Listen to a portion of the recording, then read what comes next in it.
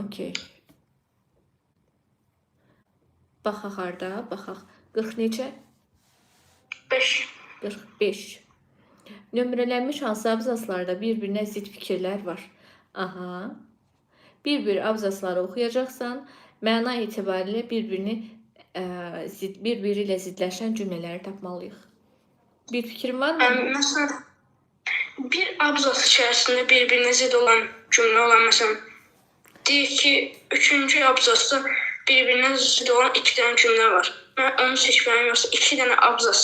2 abzasdan bir-birinə, məsələn, 3 ilə atıram 4-cü abzasda, hərəsində bir cümlə işlənib və bir-birinə ziddir. O mənada yaxşımı?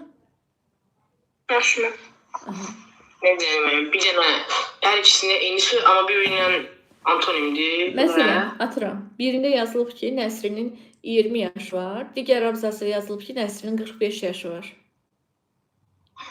Yəni, bir-birini tərs edən, bir-biri ilə zid düşən cümlələr. Bunu mən elə belə dedim.